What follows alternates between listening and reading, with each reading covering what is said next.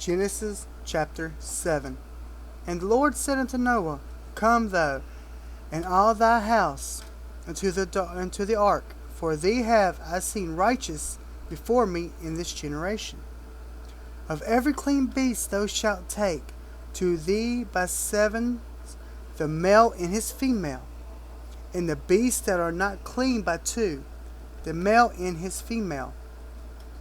Of fowls also of the air by sevens, the male and the female, to keep seed alive upon the face of all the earth.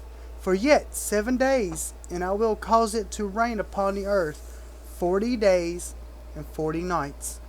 And every living substance that I have made will I destroy from off the face of the earth.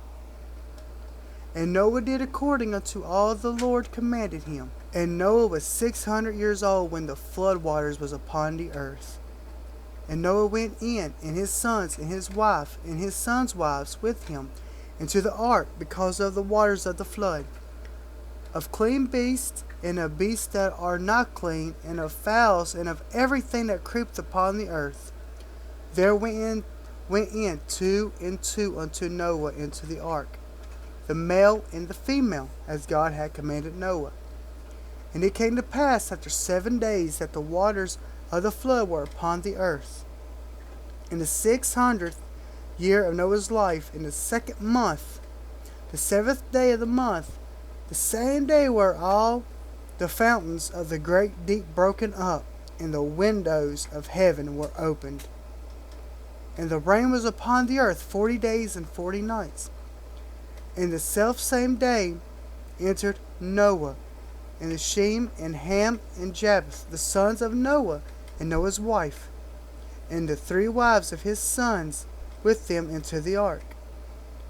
They and every beast after his kind, and all the cattle after their kind, and every creeping thing that creepeth upon the earth after his kind, every fowl after his kind, every bird after every sort. And they went unto Noah in the ark, 2 and 2 of all flesh, wherein is the breath of life. And they that went in male and female of all flesh, as God had commanded him, and the Lord shut him in. The flood was 40 days upon the earth, and the waters increased and bare up the ark, and it was lift above the earth. And the waters prevailed, and were increased greatly upon the earth, and the ark went upon the face of the waters. And the waters prevailed exceedingly upon the earth, and all the high hills that were under the heaven were covered. 15 cubits upward did the waters prevail, and the mountains were covered, and all flesh died that moved upon the earth, both fowl and cattle, and of the beast, and of every creeping thing that creepeth upon the earth, and every man, all in whose nostrils was the breath of life. Of all that was in a dry land died. And every living substance that was destroyed, which is upon the face of the ground, both man and cattle, and the creeping things, and the fowl of the heaven, and they were destroyed from the earth. And Noah only remained alive, and they that were with him in the ark. And the waters prevailed upon the earth in 150 days. Genesis chapter 8. And God remembered Noah, and every living thing, and all the cattle that was with him in the ark.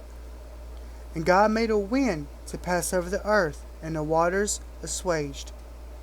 The fountains also of the deep and the windows of heaven were stopped, and the rain from heaven was restrained, and the waters returned from off the earth continually.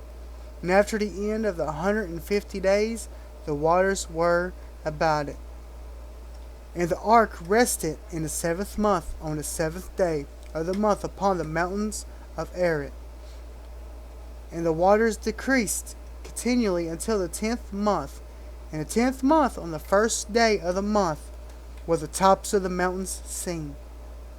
And it came to pass at the end of the 40 days that Noah opened the window of the ark which he had made, and he sent forth a raven, which went forth to to and fro until the waters were dried up from off the earth.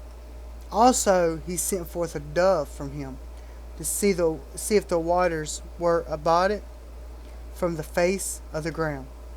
But the dove found no rest for the sole of her foot, and she returned unto him in the ark. For the waters were on the face of the whole earth. Then he put forth his hand, and took her, and pulled her in unto him into the ark.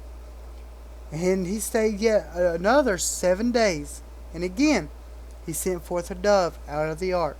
The dove came to him, and eating, and lo, in her mouth was an olive leaf plucked off. So Noah knew that the waters were abated from the earth.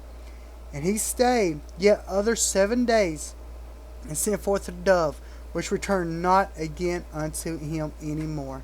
And it came to pass in the 600th, in his first year, in the first month, the first day of the month, the waters were dried up from off the earth. And Noah removed the covering of the ark, and looked, and behold, the face of the ground was dry. And in the second month, on the 7th and 20th day of the month, was the earth dried. And God spoke unto Noah, saying, Go forth of the ark, thou and thy wife, and thy sons wives with thee. Bring forth with thee every living thing that is with thee, of all flesh, both of fowl and of cattle, and of every creeping thing that creepeth upon the earth, that they may breed abundantly in the earth, and be fruitful, and multiply upon the earth.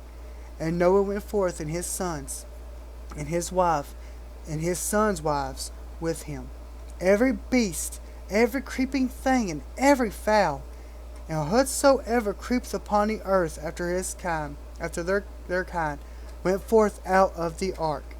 And Noah builded an altar unto the Lord, and took of every clean beast and of every clean fowl, and offered burnt offerings unto the altar. And the Lord smelled a sweet savour. And the Lord said in his heart, I will not again curse the ground any more for man's sake. For the imagination of man's heart is evil from his youth.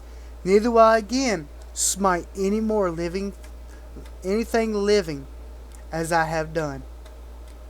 While the earth remaineth, seed time and harvest, and cold and heat, and summer and winter, and day and night shall not cease.